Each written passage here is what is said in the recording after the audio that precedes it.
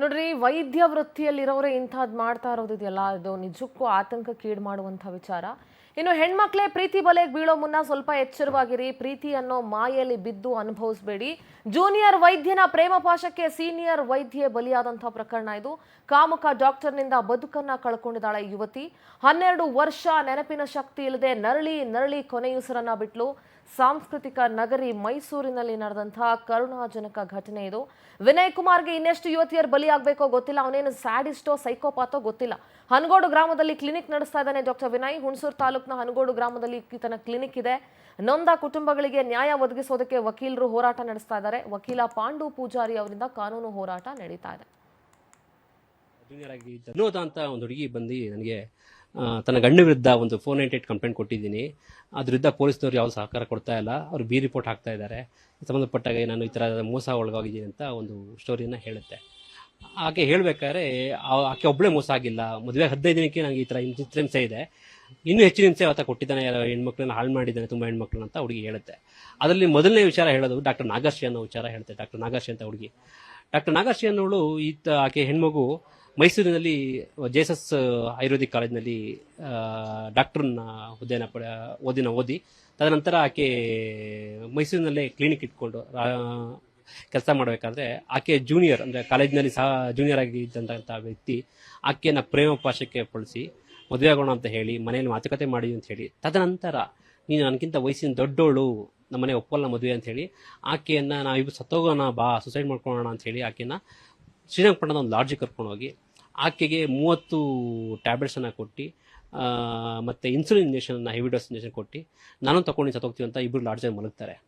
ಆದರೆ ಮಾರನೇ ಬೆಳಗ್ಗೆ ಏನಾಗುತ್ತೆ, ಈತನೇ ರಿಸೆಪ್ಷನ್ ಫೋನ್ ಮಾಡಿ ಆತ್ಮಹತ್ಯೆ ಪ್ರಯತ್ನ ಪಟ್ಟಿದ್ದೀವಿ, ನಮ್ಮನ್ನ ಆಸ್ಪತ್ರೆಗೆ ಸೇರಿಸಿ ಅಂತ ಹೇಳಿ ರಿಸೆಪ್ಷನ್ ಫೋನ್ ಮಾಡಿ ಅವನ ಆಸ್ಪತ್ರೆ ಅಡ್ಮಿಟ್ ಆದಾಗ ಈತ ಅದೇ ಡಿಸ್ಚಾರ್ಜ್ ಆಗ್ತಾನೆ. ಆದರೆ ಆಕೆ ಮಾತ್ರ ಏನು ಇನ್ಸುಲಿನ್ ಇಂಜೆಕ್ಷನ್ ತೊಗೊಂಡಿದ್ರು ಮತ್ತು 30 ಟ್ಯಾಬ್ಲೆಟ್ಸ್ ಇತ್ತು, ಇದರಿಂದಾಗಿ ಆಕೆ ಕೋಮಾ ಸ್ಟೇಜ್ಗೆ ಹೋಗ್ತಾಳೆ. ಒಂದು 6 ತಿಂಗಳು ಕೋಮಾ ಸ್ಟೇಜ್ಗೆ ಹೋಗ್ತಾಳೆ. ನಂತರ ಕೋಮಾದಿಂದ ಹೊರಗೆ ಬಂದರೂ ಕೂಡ ಬ್ರೈನ್ ಹ್ಯಾಮ್ರೇಜ್ ಏನಾಗಿದೆ, ಆ ಕಾರಣಕ್ಕೆ ಆಕೆ ಬುದ್ಧಿಮಂದಳ ಥರ ಆಗಿ ಆಕೆ ಚಿಕ್ಕ ಮಗು ಥರ ಆಗಿ ಇವತ್ತಿನವರೆಗೆ 12 ವರ್ಷಗಳ ಕಾಲ ಆಕೆ ಜೀವನವಾಗಿ ಈ ಕಡೆ ಸಾಯಲೂ ಇಲ್ಲ, ಈ ಕಡೆ ಬದುಕಲೂ ಇಲ್ಲ. ಹೊತ್ತ ತಂದೆ ತಾಯಿಗೆ ಯಾವತ್ತೋ ಚಿಕ್ಕ ಮಗು ಥರ ನೋಡ್ಕೊಂಡ್ರು, ಆ ಥರ ಮತ್ತೆ ಆಕೆ ನೋಡ್ಕೊಳ್ಳೋ ಆ ವಯಸ್ಸು ಕಾಲದಲ್ಲಿ ನೋಡ್ಕೊಳ್ಳೋ ಅಂತ ಬಂದು ಆಕೆ ಇವತ್ತು ದುರ್ದೈವವಾಗಿ ನಿಧನ ಹೊಂದಿದ್ದಾಳೆ.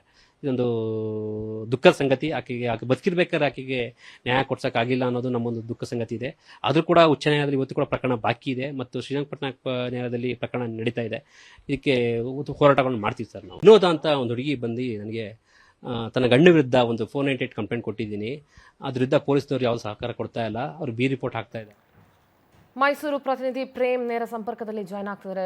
ಪ್ರೇಮ್, ನಿಜವಾಗ್ಲೂ ಒಂದು ಕಡೆ ಕೋಪ, ಒಂದು ಕಡೆ ದುಃಖ, ಒಂದು ಕಡೆ ನೋವು ಎಲ್ಲವೂ ಆಗ್ತಾ ಇದೆ. ಯಾಕೆಂದ್ರೆ ಹೆಣ್ಣು ಮಕ್ಕಳನ್ನ ಈ ರೀತಿ ಬಳಸ್ಕೊಂಡು ಹೆಣ್ಣು ಮಕ್ಕಳ ಜೀವವನ್ನ ಈ ರೀತಿ ತೆಗಿತಾ ಇರೋ ಕಾಮುಕ ನೀಚರು ಒಂದು ಕಡೆ, ಇನ್ನೊಂದು ಕಡೆ ಜೀವ ಉಳಿಸ್ಬೇಕಾದಂಥ ವೈದ್ಯ ವೃತ್ತಿಯಲ್ಲಿರುವಂಥ ಡಾಕ್ಟರ್ಗಳು ಈ ರೀತಿ ಮದುವೆ ಅನ್ನೋ ಹೆಸರಿನಲ್ಲಿ ಹೆಣ್ಮಕ್ಳಿಗೆ ಮೋಸ ಮಾಡ್ತಾ ಇರೋದು, ಪ್ರೇಮ ಪಾಶಕ್ಕೆ ಬೀಳಿಸ್ಕೊಂಡು ಚಿತ್ರಹಿಂಸೆ ಕೊಡ್ತಾ ಇರೋದು, ಅದರಲ್ಲೂ ಸಾಂಸ್ಕೃತಿಕ ನಗರಿಯಲ್ಲಿ ಇಂಥ ಘಟನೆಗಳು ನಡೀತಾ ಇರೋದು ನಿಜಕ್ಕೂ ನೋವು ಕೊಡುವಂಥ ವಿಚಾರ. ಸದ್ಯ ವಿನೋದ ಏನು ಹೇಳ್ತಾರೆ, ಈತನ ಕತೆ ಏನು, ಇದೆಲ್ಲವೂ ಹೇಗೆ ಹೊರಗಡೆ ಬಂತು, ಏನು ಕಥೆ ಇವನು ಬರೀ ಪ್ರೈವೇಟ್ ಕ್ಲಿನಿಕ್ ಇಟ್ಕೊಂಡು ಕೆಲಸ ಮಾಡ್ತಿದ್ದಾನೆ ಅಥವಾ ಏನು ಕಥೆ ಇವಂದು ಪ್ರೇಮ್? ಆ್ಯಂಡ್ ಪೊಲೀಸರು ಇದಕ್ಕೆ ಬಿ ರಿಪೋರ್ಟ್ ಹಾಕಿರೋದು ಇಲ್ಲಿ ದೊಡ್ಡ ಅನುಮಾನ ಸೃಷ್ಟಿ ಮಾಡ್ತಾ ಇದೆ ಪ್ರೇಮ್. ಹೌದು ಸಿಂಧೂರ, ಇಂತಹದೊಂದು ಘಟನೆಗೆ ಸಾಕ್ಷಿಯಾಗಿರುವಂತದ್ದು ಸಾಂಸ್ಕೃತಿಕ ನಗರಿ ಮೈಸೂರು ಜಿಲ್ಲೆ ಅಂತ ಹೇಳ್ಬೋದು. 3 ಹುಡುಗಿಯರ ಜೊತೆ ಆಟ ಆಡಿ 2 ಹುಡುಗಿಯ ಸಾವಿಗೆ ಕಾರಣವಾಗಿರುವಂತದ್ದು ಈ ವಿನಯ್ ಎಂಬ ವೈದ್ಯ ಆಗಿರುವಂತದ್ದು. ಏನು ಕಳೆದ 12 ವರ್ಷಗಳ ಹಿಂದಷ್ಟೇ ವಿನಯ್ ಎಂಬ ವೈದ್ಯ ಸಹ ವೈದ್ಯಕ್ಕೆ ಕೂಡ ಒಂದು ಚುಚ್ಚುಮದ್ದನ್ನ ನೀಡಿ ಒಂದು ದೇಹಕ್ಕೆ ಮಾರಕವಾದಂತಹ ಇನ್ಸುಲಿನ್ ಅನ್ನ ನೀಡಿ 12 ವರ್ಷಗಳ ಕಾಲ ಜೀವವಂತ ಶವವಂತವಾಗಿ ಮಾಡಿ ಆಕೆ ನಿನ್ನೆಯಷ್ಟೇ ನಿಧನ ಹೊಂದಿರುವಂತದ್ದು. ಅದಲ್ಲದೆ ಈ ವೈದ್ಯ ಏನಿದ್ದಾನೆ ಇವರು ಅದರ ಜೊತೆಗಾಗಿ 2 ಯುವತಿಯರ ಜೊತೆ ಆಟವಾಡಿರುವಂತದ್ದು. ಒಂದು ಹುಡುಗಿ ಹಿರೇಮಠ ಎಂಬ ಹುಡುಗಿ ಆತ್ಮಹತ್ಯೆಯನ್ನ ಮಾಡಿಕೊಂಡ್ರೆ ಮತ್ತೊಂದು ಹುಡುಗಿ ಆತನನ್ನ ವಿವಾಹವಾಗಿರುವಂತದ್ದು. ಮದುವೆಯಾದ 15 ದಿನಕ್ಕೆ ಆತನ ಕರಾಳ ಮುಖ, ಆತನ ಕರ್ಮಕಾಂಡ ಬಯಲಾಗಿರುವಂತಹ ಹಿನ್ನೆಲೆಯಲ್ಲಿ ಆಕೆ 15 ದಿನದಲ್ಲೇ ಮನೆಯಿಂದ ಹೊರ ಬಂದಿರುವಂತದ್ದು. ಮದುವೆಯಾದಂತಹ ಸಂದರ್ಭದಲ್ಲಿ ಮೊದಲೇ ದಿನದಿಂದನೂ ಕೂಡ ಹಾಗೆ 15 ದಿನದವರೆಗೂ ಕೂಡ ಸಾಕಷ್ಟು ಕಷ್ಟವನ್ನ ಅನುಭವಿಸಿರುವಂತದ್ದು.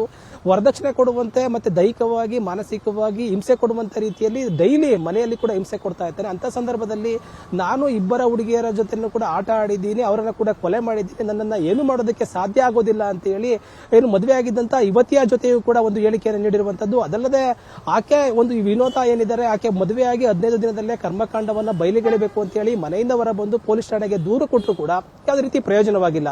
ಆಕೆ ಏನು ಮೊದಲು ಸಂಭವಿಸಿದಂತ ಏನು ವೈದ್ಯ ಇದ್ದಾರೆ ಆಕೆಯನ್ನು ಕೂಡ ಒಂದು ಸಂದರ್ಶನ ಮಾಡಿದಂತ ಸಂದರ್ಭದಲ್ಲಿ ಆಕೆಯ ತಂದೆ ತಾಯಿಗಳು ಕೂಡ ಆತನ ವೈದ್ಯನಿಂದಲೇ ಕೂಡ ಈ ತರಕ್ಕೆ ಕಾರಣವಾಗಿರುವಂತದ್ದು ಅಂತ ಒಂದು ಆ ಪತ್ನಿಗೆ ಹೇಳಿಕೆಯನ್ನು ನೀಡಿರುವಂತದ್ದು. ಈಕೆ ಏನು ಪೊಲೀಸ್ ಠಾಣೆಗೆ ದೂರು ಕೊಟ್ಟಂತ ಸಂದರ್ಭದಲ್ಲಿ ಪೊಲೀಸರಾಗಿರ್ಬೋದು ಮತ್ತೆ ಆತನಲ್ಲಿರುವಂತಹ ಸಂಬಂಧಿಕರು ಯಾರು ಕೂಡ ಸಪೋರ್ಟ್ ಅನ್ನ ಮಾಡಿರೋದಿಲ್ಲ. ಹಂಗಾಗಿ ಪೊಲೀಸನ್ನ ಮೆಟ್ಟಿಲೇರಿರ್ತಾರೆ. ಪೊಲೀಸರು ಕೂಡ ಯಾವುದೇ ರೀತಿಯ ಈಕೆಗೆ ಸಪೋರ್ಟ್ ಅನ್ನ ಮಾಡದಿರುವಂತಹ ಹಿನ್ನೆಲೆಯಲ್ಲಿ ಸಹಿಯನ್ನ ಹಾಕಿಸ್ಕೊಂಡು ಬೀರಿ ಪೊಟ್ಟನ್ನು ಹಾಕೋದಕ್ಕೆ ಪ್ರಯತ್ನ ಪಡ್ತಾರೆ.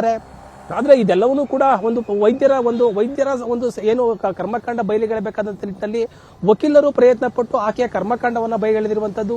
ಮೊದಲು ಇಬ್ಬರ ಒಂದು ಏನು ಸಾವನ್ನಪ್ಪಿರ್ತಾರೆ ಆಕೆಯೂ ಕೂಡ ನ್ಯಾಯ ಒದಗಿಸಬೇಕು ಅಂತ ಹೇಳಿ ವಕೀಲರು ಪಾಂಡೂರ್ ಅವರು ಪ್ರಯತ್ನ ಪಡ್ತಿರುವಂತದ್ದು. ಎರಡು ಪ್ರಕರಣ ಕೂಡ ಒಂದು ಪ್ರಕರಣದಲ್ಲಿ ಬಿ ರಿಪೋರ್ಟ್ ಸಲ್ಲಿಕೆ ಆಗಿದ್ರೆ ಒಂದು ಪ್ರಕರಣ ಮಾತ್ರ ಈಗ ಕೋರ್ಟ್ನ ಮೆಟ್ಟಿಲೇರಿರುವಂತದ್ದು. ಈಗ ಮದುವೆಯಾದಂತಹ ಹುಡುಗಿಗೆ ಕೂಡ ಹಿಂಸೆಯನ್ನ ಕೊಟ್ಟಂತ ಸಂದರ್ಭದಲ್ಲಿ ವರದಕ್ಷಿಣೆ ಕಿರುಕುಳ ಆಗಿರ್ಬೋದು, ದೈಹಿಕ ಮಾನಸಿಕ ಕಿರುಕುಳ ಆಗಿರ್ಬೋದು, ಎಲ್ಲವನ್ನು ಕೊಟ್ಟಂತ ಸಂದರ್ಭದಲ್ಲಿ ವೈದ್ಯರು ಆಕೆಗೆ ಹೇಗಾದ್ರೂ ಕೂಡ ನ್ಯಾಯ ಒದಗಿಸಬೇಕು ಅಂತ ಹೇಳಿ ಒಂದು ಪ್ರಕರಣವನ್ನ ದಾಖಲು ಮಾಡಿರುವಂತದ್ದು. ಥ್ಯಾಂಕ್ ಯು ನಿಮ್ಮೆಲ್ಲ ಡೀಟೇಲ್ಸ್ಗಾಗಿ.